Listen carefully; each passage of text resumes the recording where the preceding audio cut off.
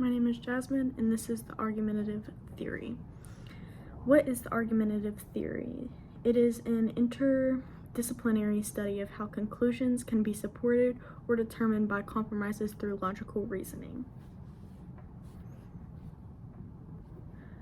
The argumentative theory of reasoning proposes that reasoning did not involve to help us reason individually, but to reason together.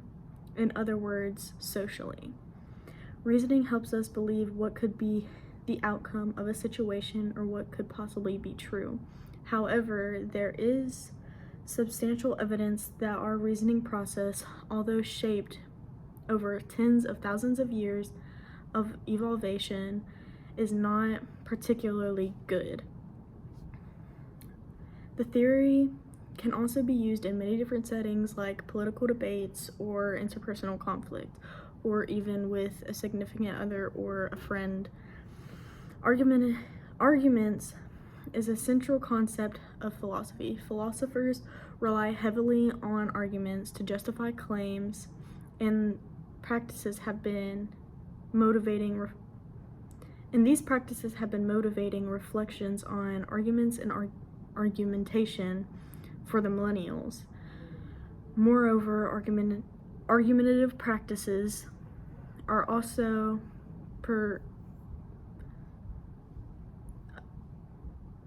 elsewhere they permit scientific inquiry, logical processes, education, and political institutions.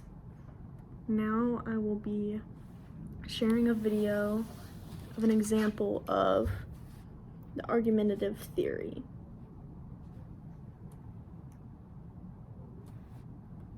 Every time I eat Italian food, I can't help but wonder if it's why humans evolved brains in the first place.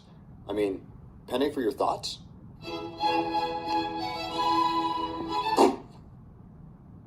If all the previous videos concerning human thought haven't been enough to convince you, reason is kind of a big deal for me. I regularly think about stuff like the Apollo missions or the Principia, towering achievements wrought by human brains, science, the glorious future of humankind! So believe me that this wasn't an easy script for me to write. It's possible that the higher level human reasoning that's responsible for mathematics and rocket engines might be a mistake. No. I don't mean that it's a bad thing. I'm not that crazy.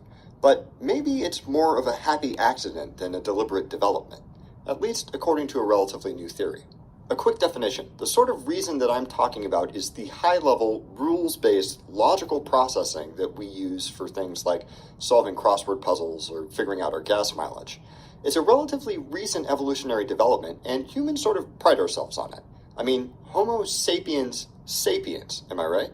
Reason allows us to predict and shape the future, which is a pretty awesome evolutionary advantage, so you might expect that we evolved it for that purpose. But there's a bit of a problem with this idea. We actually kind of suck at reasoning. Wikipedia has a list of over 100 cognitive biases. Those are built-in problems with human thought that prevent us from believing rational things, ranging from consistent overestimation of certainty to drawing different conclusions from the same data arranged in different ways. Perhaps chief among these problems, there's a huge constellation of biased thought processes collectively called confirmation bias. Basically, once people have an idea in their heads, it's very difficult to dislodge it, even with convincing evidence to the contrary. Humans haven't... Reasoning is something that you go through when you argue with other people. So some people, when they argue, they tend to want to get the other person to pick their side, so they reason with them, and it's something that many people go through on a daily basis. Have an irresistible and universal intuition to rate new information which supports our pre-existing ideas as being more important than information which might refute them. If we were thinking rationally, we'd weigh all information equally, but our brains simply don't work that way. So if humans evolved reason to guide individuals toward truth, we got a somewhat broken and crappy version of it. Given we've managed to discover a lot of really amazing stuff with what we got, but we did so in spite of these weird anomalies. But what if that's not why we evolved it? In 2011, Hugo Mercier and Dan Sperber published a paper entitled "Why Do Humans Reason? Arguments for an Argumentative Theory," where they suggested that maybe the reason that reason first developed was to convince other people that we're right. In other words, to argue. Now, if you've had experiences with Without the reasoning, there would be no argument. So if everyone either thought the same or didn't have a reason, then there would really be no argument. So the reasoning process is part of argumentative theory because reasoning is the reason we argue. As with crappy evolutionary psychology, your first response is probably, okay, so what? It's really easy to come up with untestable cockamamie ideas about why people think the way that they do. But this argumentative theory has some very interesting implications that square with a whole bunch of observations about human psychology. The main premise is that communication is a great tool for survival, so long as you can be sure that what you're being told is true.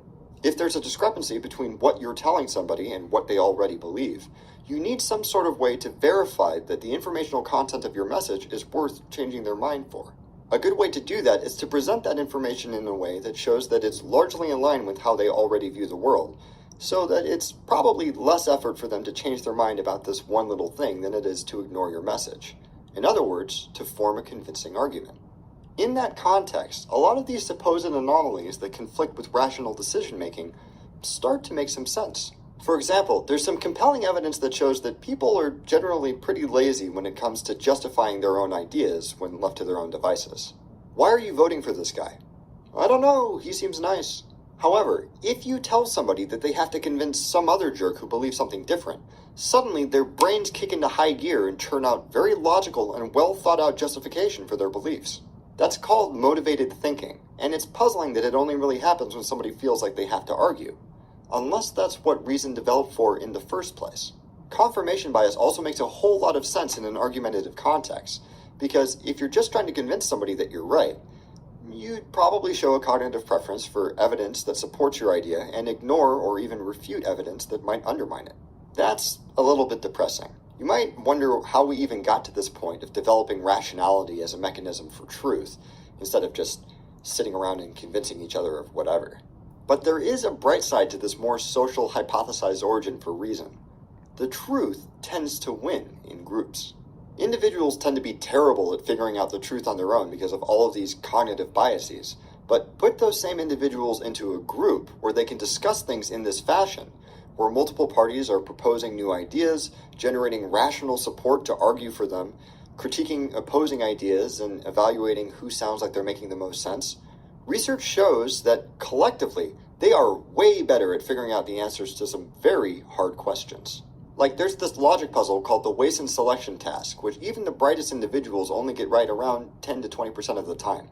But put those individuals into a group and let them argue, that jumps to 80%. That's crazy.